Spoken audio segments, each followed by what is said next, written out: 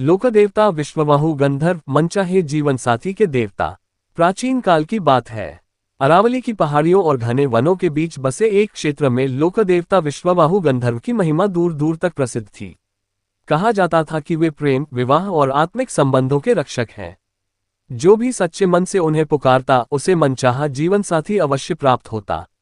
विश्ववाहु गंधर्व कोई सामान्य देवता नहीं थे। वे गंधर्व लोक से पृथ्वी पर आए थे, जहां प्रेम को केवल आकर्षण नहीं बल्कि आत्माओं का बंधन माना जाता है। उनका वीणा वादन इतना मधुर था कि उससे मन की उलझनें शांत हो जाती और हृदय को सही दिशा मिलती।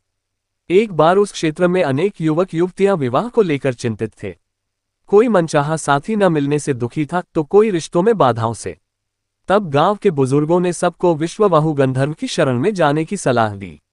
वन के मध्य एक प्राचीन पीपल वृक्ष के नीचे उनका स्थान था।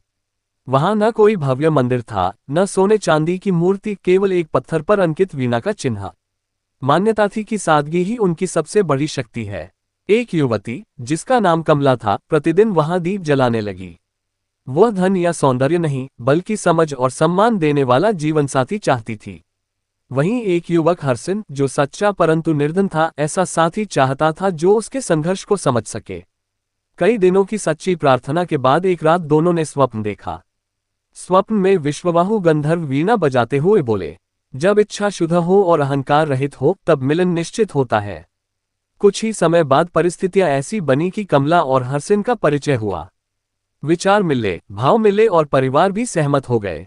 उनका विवाह सादगी से हुआ पर प्रेम और सम्मान से भरा। धीरे धीरे ऐसी अनेक कथाएं फैलने लगीं। लोग मानने लगे कि विश्ववाहु गंधर्व केवल विवाह नहीं कराते बल्कि सही व्यक्ति से सही समय पर मिलाते हैं। इसलिए आज भी कई स्थानों पर अविवाहित युवक युवतियां उन्हें मनचाहे जीवनसाथी के लोकदेवता मानकर पूजा करते हैं। लोकविश्वास है कि विश्ववाहु गंधर्व जल्दबाजी नहीं करते, वे सही संगति देते हैं। उनकी कृपा से बना संबंध केवल सामाजिक नहीं आत्मिक होता है। और यही कारण है कि आज भी लोकगीतों में गूंजता है, वीणा वाले देवता जीवनसाथी के भाग्य विधाता।